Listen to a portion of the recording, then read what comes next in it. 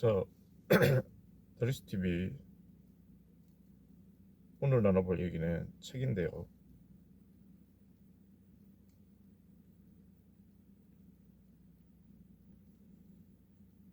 책인데요. 이 책입니다.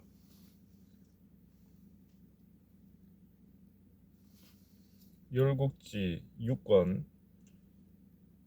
열국지 이거 지금 10권짜리 책인데 읽기는 사실 10권짜리 현재 다 읽었는데 어쨌든 오늘 간만에 열국지 리뷰. 근데 이제 이런 열국지 이런 거는 이제 그거죠. 그 이제 어 그 역사물이니까 역사물인데 그 역사물 읽는 건 아무래도 이제 그 사실 이제 이게 특별히 이제 대체적으로 이제 뭐 정치사 전쟁 그 다음에 뭐 그런 것들 먹고 사는 문제가 근저에 깔려 있긴 하지만 어떤 경제적 어떠한 해안을 뭔가 얻을 수 있는 건 아니고 그거는 이제 따로 이제 경제학 관련 책으로 공부해야 될 거고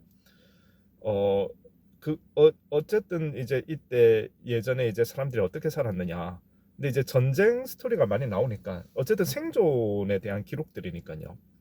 그러다 보니까 위기에 처했을 때 뭐 대처하는 거, 어떻게들이 나라가 잘 되고 흥망성쇠가 있더라 하는 것들을 봄으로써 우리가 내 삶에 적용시킬 수 있는 어떠한 적절한 지혜가 있지 않은가 이러한 부분들을 생각하게 만들어주는 그런 책이니까 그런 쪽에서 효용이 있죠.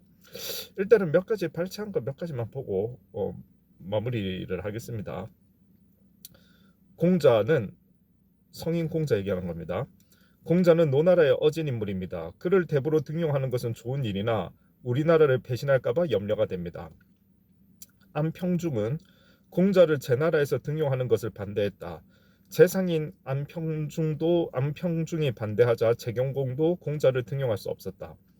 공자는 노나라로 돌아와 고전을 탐독하기 시작했다.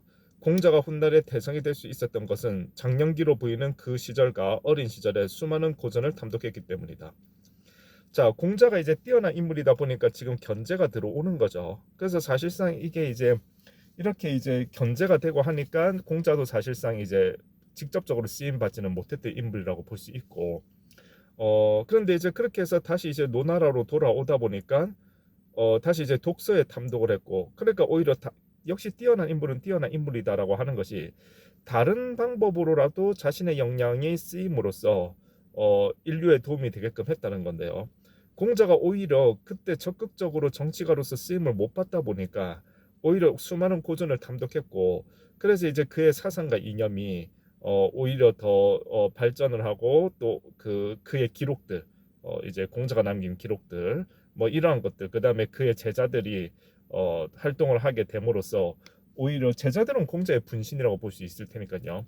그래서 오히려 공자가 결국에는 더 본인이 플레이어로 뛰는 것보다 어, 그런 식으로 자신의 이념이 담긴 기록들과 그 다음에 이제 자신에게 배운 제자들이 활동하게 함으로써 오히려 더 많은 더 큰 영향력을 발휘하게 되는 그러한 어떠한 계기가 되었다. 그러한 부분들. 그래서 역시 이 능력 있는 사람은 이런 식으로 어떤 견제를 받았을 때 다른 형태로라도 자신의 능력, 자신의 빛을 발한다. 뭐 이러한 것들 볼 수 있을 거고요. 그 다음에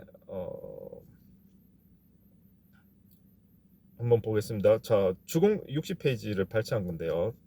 자, 주공께서 신을 부르셨사옵니까? 사광이 진평공 앞에 이르러 조용히 읍으라고 물었다. 사광은 장님이었으나 풍신이 신성 같았다. 긴 수염은 하얗게 나부끼고 백발은 치렁치렁했다. 그러나 그는 지팡이를 짚지 않고 다녀서 눈뜬 사람보다 웅덩이나 더러운 것을 더 잘 피했다. 사광의 자는 자야인데 진나라의 유명한 학자였다.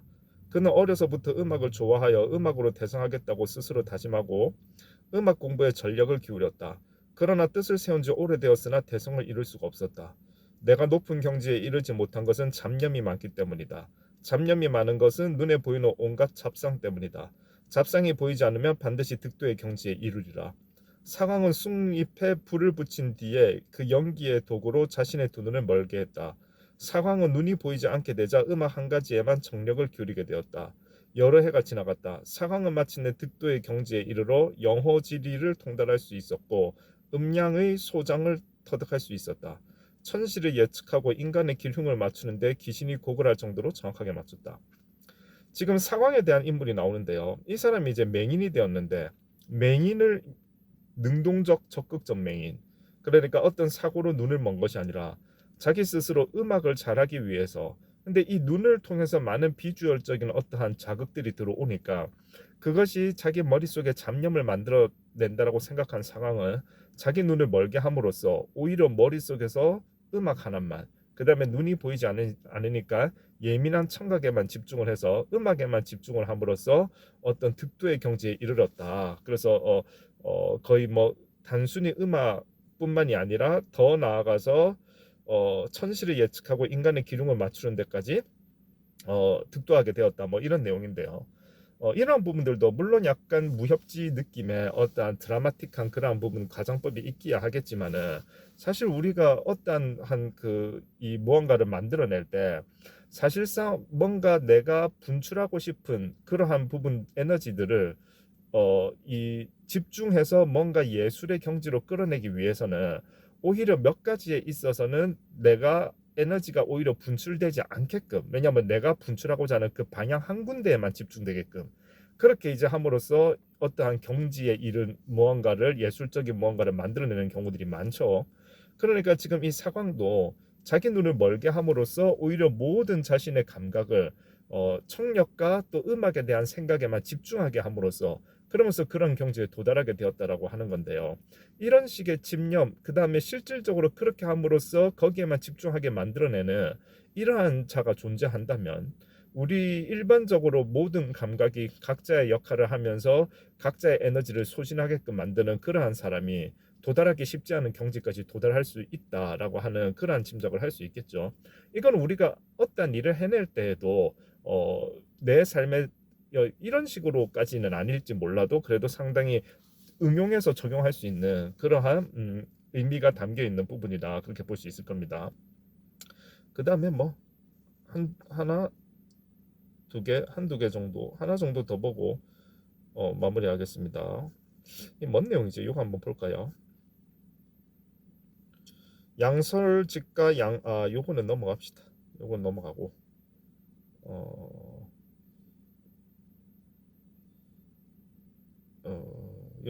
요거를 봅시다. 너는 과인의 금령을 어겼다. 내가 살기를 바라느냐? 진평공이 대부들 앞에서 신유를 신문했다. 신은 너무나 어리석어서 주공께서 어찌하여 금령을 내리셨는지 모르겠습니다. 신유가 진평공에게 제배하고 아뢰었다. 난영을 따라가는 것은 과인을 무시하는 일이기 때문이다. 진평공이 퉁명스럽게 대꾸했다. 아, 그렇습니까? 임금을 무시하는 자를 단속하기 위해서 그러한 금령을 내리셨다면 신은 아마 죽음을 면할 수 있을 것입니다. 신유가 천연덕스럽게 대답했다.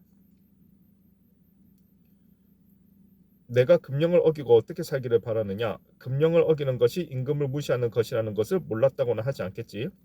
신은 절대로 임금을 무시한 일이 없습니다. 금령을 어긴 것이 무시한 것이 아니라는 말이냐?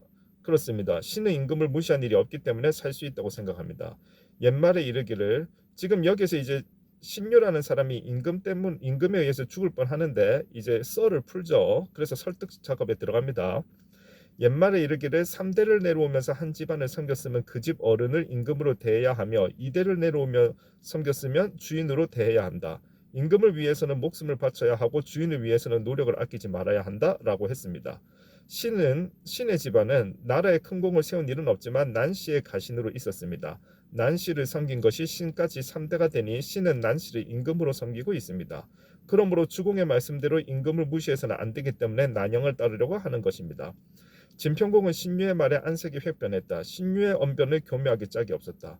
주공께서는 난영에게 죄가 있다고 하여 축출하기는 했지만 그를 죽이지는 않았습니다. 난영의 선대들이 견마지로를 다하여 사직을 삼겼기 때문에 주공께서 그를 배려한 것으로 알고 있습니다. 그는 초나라에서 의식을 구하기가 여의치 않다고 합니다. 이처럼 공공한데 신이 약간의 재물을 가지고 초나라에 가서 난영을 도우려고 하는 것은 가신으로서 의리를 지키고 난영을 살려주신 주공의 호의를 성사시키려는 것입니다. 그가 초나라에서 공공하게 살다가 죽는다면 주공이 베풀려고 하는 호의도 부질없는 것이 되고 말 것입니다. 이것을 어찌 임금을 무시했다고 할 수 있겠습니까? 신유의 언변은 청산유수와 같았다. 기가 막히죠. 임금이 너가 난영을 신유에게 난영을 따라가는 거는 나를 무시하는 행동이다라고 했더니 이 신유가 첫 번째 내가 난시지만의 3대를 거쳤고 옛말에 3대를 거쳤으면 임금처럼 대라라고 한 말이 있기 때문에 나는 임금 모시듯 하다 보니까 난영을 따라갈 수밖에 없다라고 함으로써 그러면은 지금 난영 이게 어떻게 되냐면은 이 임금 지금 임금 이 임금 역시 충성스러운 신하가 많기를 바랄 거잖아요.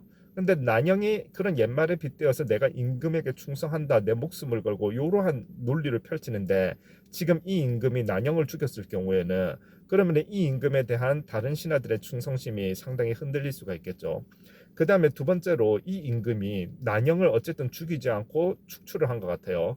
그러니까 난영을 죽이지 않았다라고 하는 것은 난영을 살려주겠다는 의미가 되니까 근데 난영이 다른 나라에서 지금 굶어 죽어가려고 하는데 그러면 이 난영이 죽어버리면은 이 난영을 어쨌든 살려주고자 하는 임금의 의도가 무색해져 버리는 거기 때문에 그러면 오히려 임금의 의도가 관철되지 않은 것이 된다 결론적으로는. 그래서 내가 가서 난영에게 먹을 걸 주고 좀 살 수 있게끔 도와주고 하는 것이 아름다운 행동일 뿐만 아니라 지금 이 임금의 뜻에도 진평공이었죠.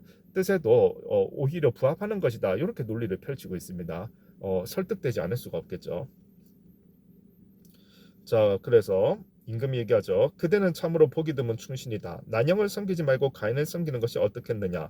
진평공은 크게 반복했다. 그럴 수는 없습니다. 신이 좀 전에 말씀드린 것처럼 난영은 신에게 임금이나 다름없는 사람입니다. 시절이 불우하다고 해서 한 임금을 버리고 다른 임금을 섬기는 자가 어찌 충신이라고 할 수 있겠습니까? 주공께서는 불사이군이라는 말을 모르십니까? 내가 그대를 만류하려고 한 것이 어리석도다. 그대는 난영에게 가서 임금으로 섬기도록 하라. 진평공은 신유의 의리에 감탄하여 무사히 보내주었다. 자, 논리도 기가 막혔지만 어떤 이러한 의리, 그러니까 이 열국지 이 시절은 거의 전쟁을 많이 해서 사람 목숨이 쉽게 죽어나가는 경우들을 많이 볼 수 있는데 오히려 그 시절에 있어서 그런 시절이기 때문에 누군가를 향한 의리와 절개 이러한 것을 더더욱더 사람들이 갈망하는 시절이었고 오히려 그러한 것을 잘 논리적으로 활용을 잘 하면은 자신을 지켜주는 방패가 될 수도 있다라고 하는 뭐 그러한 부분들을 우리가 살펴볼 수 있겠죠. 어쨌든 뭐 열국지는 재밌는 것이 너무 많고 제가 발췌하는 거야 뭐 정말 진짜 아주 부분의 부분이니까 열국지는 때때로 읽으면서 우리 삶에 적용할 지혜들을 얻어보는 것은 혹시 좋은 일인 것 같습니다. 감사합니다.